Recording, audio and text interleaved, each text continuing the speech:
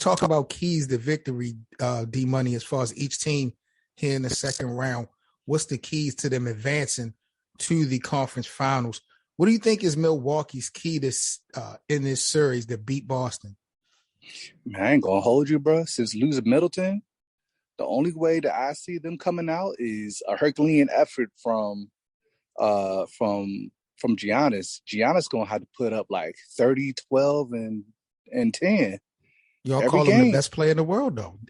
Well, I'm not gonna say y'all. I don't hear you saying that much, but he has been proclaimed the best player in the world right now. So is that his? I say he's dominant, but I'm not gonna sit here and say he's the best player, because if we're equating dominance to being great, then that means that Shaq in his heyday was the best player on earth.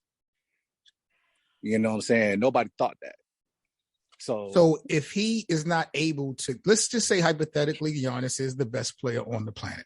Let's give him that title hypothetically for now. If he does not beat Boston in this series, does that take away from that title, knowing that he's shorthanded? Or should the best player, regardless, quote unquote, supposed to get it done versus this Boston team?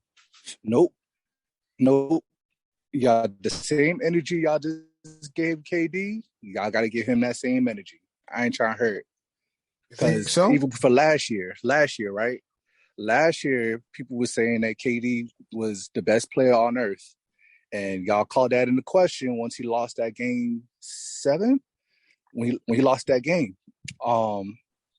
They did it with Kawhi They did it with Kawhi the season before. They did it with Kawhi the season before when he went to the Clippers, trying to make it seem like he was the best player. It's the same energy.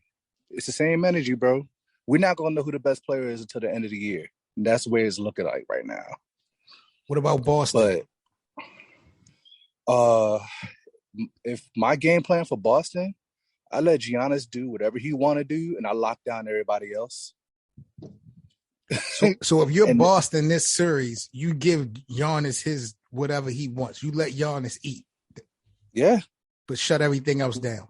Look, he gonna get tired. Listen, when you can't shoot, you got to go to the rack every single time to really score for real. I mean, we'll let you shoot. You got to prove to us that you can shoot.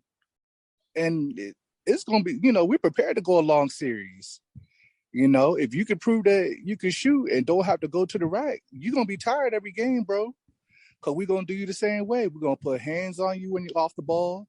Every time you go to the rack, we got Robert Williams back there now. So it ain't going to be easy as a trip as you thought it was going to be. So, and then I know playoffs and regular season don't really line up together, but I don't think Milwaukee has beat Boston this year, have they? I'm not quite sure, but honestly, not after January, I'll say that. They don't stand really a chance to me. They don't really stand a chance to me without Middleton. No, and at least with Middleton and his length, you might be able to bother Jaylen Brown. If Jason Tatum is tired from going at Giannis all day, you got Tatum. You got Brown there, bro. Brown will give you 25 if you need it. So, and then every player that has been in the rotation can shoot. So man, Milwaukee fighting an uphill battle. That's all I'm gonna say for that. Doc Rivers escaped and dodged a bullet. He gets the Sixers into the next round versus the Miami Heat. But Joel Embiid may actually have been the headshot to Doc Rivers because he got hurt in that final game, and he actually won't more than likely be in this series, at least for the series opener versus the Miami Heat. I definitely don't think Philly can beat Miami with Joel Embiid, so without him, it's just a dub. But what do you think is the keys to victory for Miami and Philly to advance to the Eastern Conference Finals? Well, at this point, Miami can do whatever they want to do now that Embiid isn't playing. They can go with the same game plan because, unfortunately, I mean, Harden has shown you put pressure on him, he's going to fold, man. And you get Butler back and you putting Butler on Harden, it's a done deal, bro. Harden went off his last game, and he made it further than Kyrie and Kevin Durant. Let's not forget. Okay. If he would not have won, bro, if they would not have won, they would have crushed him. But like I was saying, like, where was this? I guess the first 4 games that you was needed. No, if you wouldn't have been as hurt because he's out there having to front most of the load because you're not doing what you're supposed to do. We have the Memphis Grizzlies and the Golden State Warriors. They lock in for game 1 today, I think at 3:00 Eastern Standard Time. Man. I'll let you go first because I think you're going to be surprised by my answer. To me, in this series, man, it's honestly going to be all about Draymond Green. To me, if Golden State can pull out those veteran tactics, if they can get that bully mentality, I think they'll beat Memphis. I don't think Memphis is tough enough to beat Golden State. They do have talent, but Golden State got some young gunners too. They got to be on, though. But Draymond is the guy I think that could get in Ja Morant's head possibly. He might have to sacrifice a game. He might have to sacrifice a fine. But Draymond is going to have to get in his Charles Oakley, Patrick Ewing, New York Knicks of the 90s bag. I think he's going to have to go there with some of those guys at Memphis to shake them up, because if this series gets to be 6 or 7 games, really at that point, it's all about heart. It's all about who wants it more. So I'm watching Draymond just to see how much of a leader he's going to be. We know what Steph can do. We know what Clay can do, and Ja and all these other guys. Draymond, to me, is the fucking key piece in this round versus Memphis. And as far as Memphis go, I think their key to winning, beating Golden State is just how tough can they be, because they're going to take shots. You know? You remember when Scottie Pippen used to take shots and used to cry when Detroit, the bad boy, used to get on Scottie Pippen. And in the moment that he stopped crying and whining, they knocked the Pistons off. What's your thoughts? No, don't forget Mike. You know, Mike started hitting the weight room. Don't forget Mike was hitting the weight room after that next year. So that's true. A little bit different, but I think that the matchup does not favor in Golden State. I think the reason Minnesota was kept going up because I think it was a big matchup issue as far as size, and Minnesota is definitely the bigger team. But when you're playing small against small, and I mean, you got Draymond, but Draymond's not just going to have to deal with one guy. He's going to have to deal with Brandon Clark, and he's going to have to deal with Jaren Jackson. So I think that's going to be quite a contest for him. I don't think so, bro. That's another day in the office for Draymond. Look who Draymond has had to bang up against over the years, bro. And he's a champion, 3-time champion. You got to check one or the other, is what I'm saying. And then, I mean, okay, you got Clay as a defender, but you think he's going to be able to stick with Bane this whole time? And then you got Dillon that's probably going to be the one taking most of the brunt for on Poole and on Curry. Not that I don't think that Ja wouldn't check him, but I think Memphis just matches up a little bit better with Golden State than they did with Minnesota. I got to talk to the bosses, man. You want some cookies, man? I got a gift for you, D-Money. Here, man. I got a bucket of snickerdoodles and chocolate chip cookies for you, because you need a snack right now, man. You're out of pocket. It sounds to me, you saying the Grizzlies are going to knock off the Golden State Warriors this round? Oh, I got to talk to the bosses. Bro. That is so disrespectful. It's not, man. Listen, hey, man, it's all about matchups when it gets here. Like, you're going to have to show. You're going to have to see. We talk about matchups, D-Money. I don't see what matchup that you see. Maybe I need to get another television. Maybe I'm watching these games on the wrong app, because Steph is still better than Ja to me. Clay is still better than whoever they got at the 2. Wiggins and Gary Payton Jr. and Jordan Poole, the way these guys are playing, they play just as up as these Memphis young boys do, yo. So I don't see where you talking about Memphis should be favored going in, and how they match up better to Golden State than Minnesota. I got Memphis, bro. I said what I said. Jesus Christ. I swear I got to talk to the bosses about this, man. This is crazy. I said what I said, man. All I right, think man. this is going to be the upset. I think this is going to be the upset of the second round, bro. And I mean, y'all love Draymond Green, man. I'm going to just leave it at that.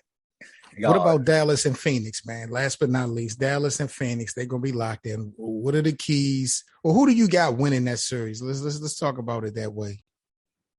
Oh, I got Phoenix, bro. Especially, I mean, ease. With Booker, if Booker is back, right? He might not be 100%, but he should be returning.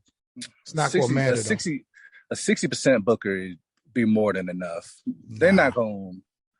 I don't think they're not going to play with the Mavericks, man. And I understand the Mavericks are not going to play with them. You think it's the other way around? Absolutely. Now who's being disrespectful? No, I'm not being disrespectful. We done seen Phoenix. We done watch Phoenix go to the highest of heights and drop down. This is Luka's turn now. He has no Kawhi, no LeBron to worry about. This is pretty much right now. This is it. He gets past his team. I like his chances versus Golden State and Memphis. So this is the Western Conference Finals for Luka. He get this one. Mm-hmm. He's going to the finals. This might be Luka's time. I got Luka. I got to see it. All right. You've been seeing it. You're being disrespectful. You see how Luka give it up in the playoffs. Don't act like I got to see it, man. Oh, my God. You see what he did with the Clippers? Say again? You see what he did with the Clippers last couple years ago? Like they lost, but he was putting up numbers versus Kawhi and Paul George. I don't put no confidence in any team that has Paul George on it. I'm sorry. Just not. Yeah, man. I'm telling you, man. We could call this a cookie episode, but I don't think they're gonna beat. I don't think they're gonna beat Phoenix, bro. This is the cookie crumble episode, man. Like, there's nothing but crumbs going around right now, man. Look, listen. I don't mind being a minority. You know what I'm saying? I got Memphis beating Golden State, and you got the Mavericks beating the Suns, and I know a lot of people don't got that. No way, no how. Just people, this is the best of 7 Sports Talk. 7 Mitchell in the building, D Money in the building. We chopping it up, talking about the NBA playoffs, man. So we just gave our keys to victories for the teams. I do got $1 million question for D Money. I want to know right now, D Money, who do you think will have the better career at this point now? Zion Williamson or Ja Morant? Where do you stand at? Zion. I think you muted yourself up. Okay, my fault. I say Zion has to show that he can stay in shape before I can say he can do anything remotely what Ja has done so far.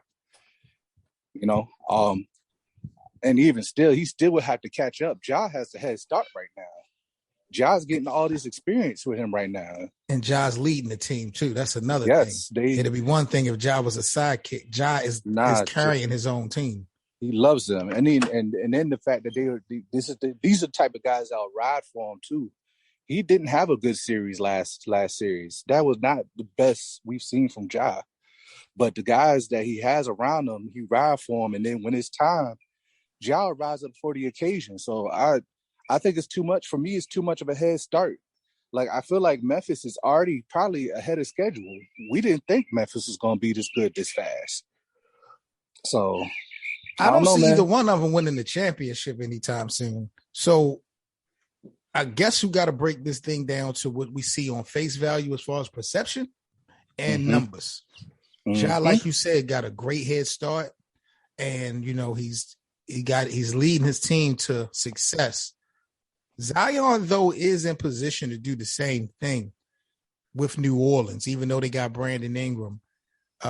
Who knows how long he'll stay there. But Zion, I think, will have his opportunity to be able to lead a team. Ja was being considered. Go ahead. I'm sorry. Go ahead.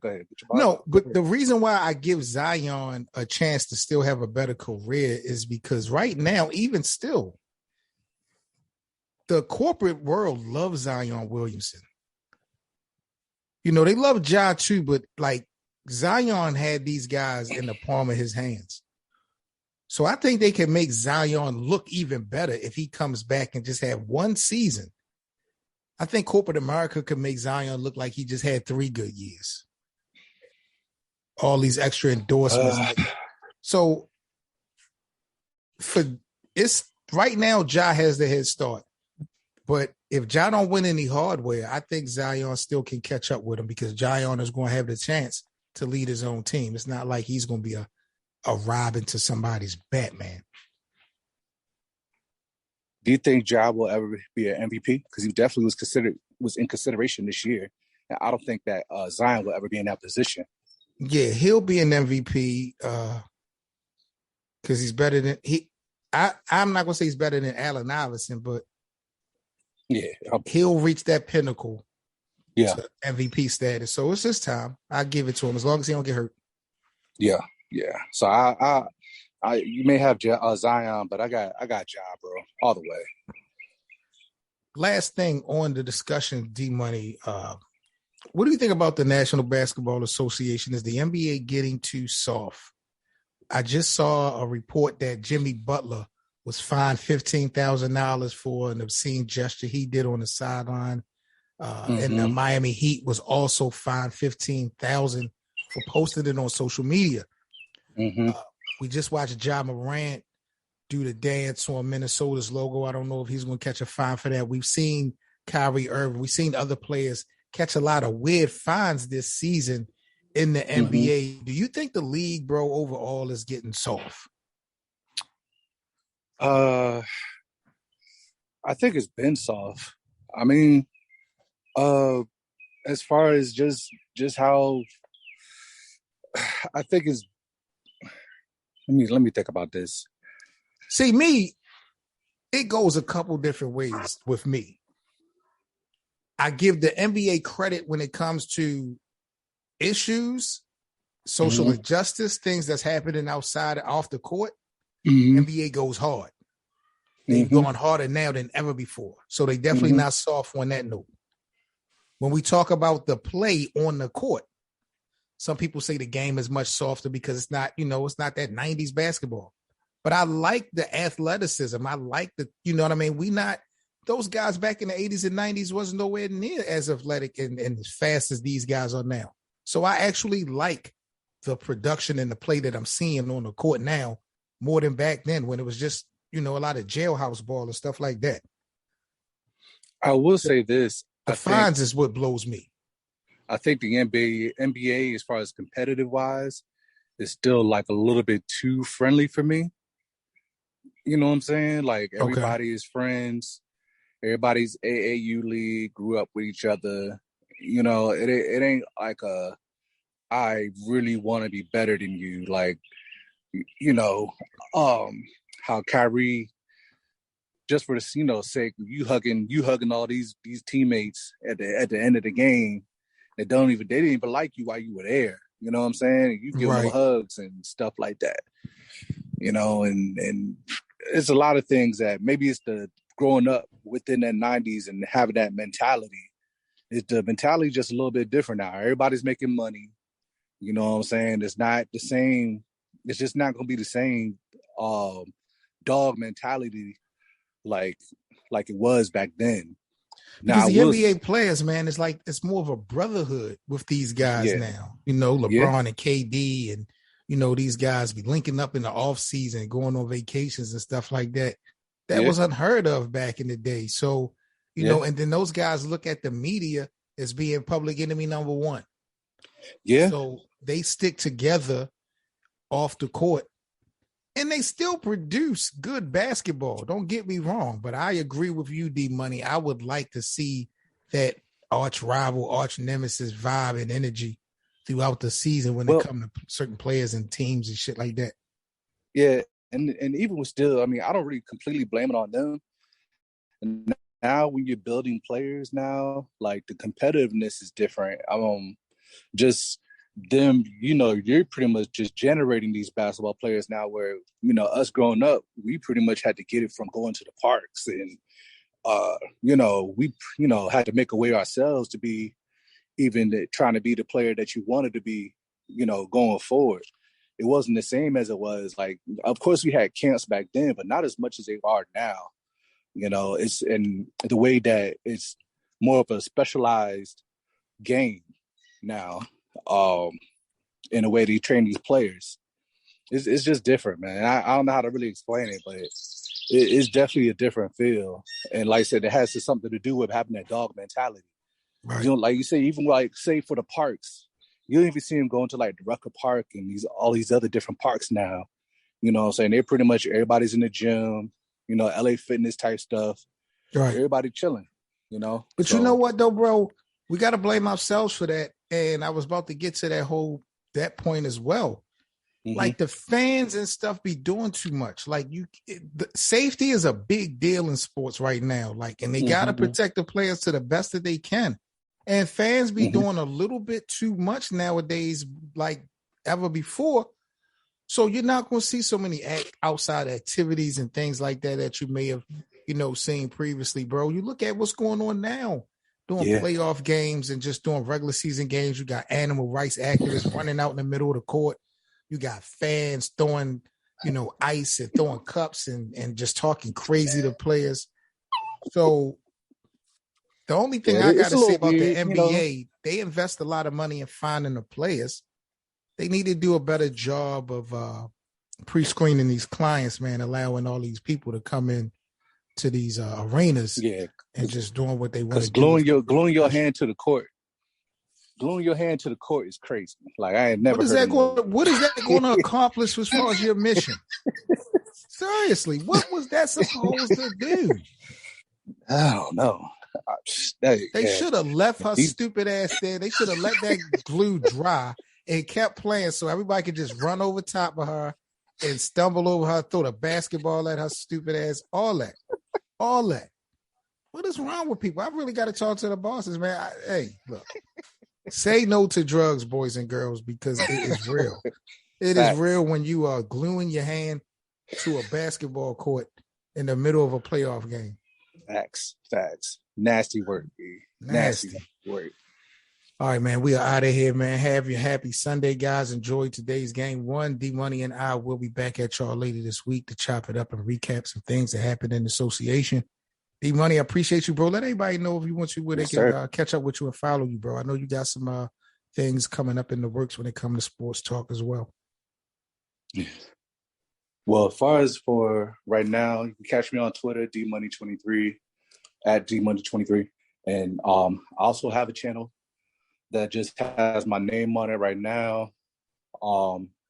Pretty soon, I got some stuff in the works. It's definitely going to be more so as you doing the basketball side, I'm going to be doing the football side of things. Dope.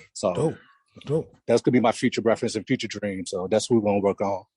We're going to get it shaking. We definitely get it shaking. I think the best thing probably to do is get some of those spaces that we do recorded and throw those up on your channel just so you can get some type of content on the channel that people can watch until you figure out what you want to do as far as a show or blogs or whatever, you know, you want to really get into.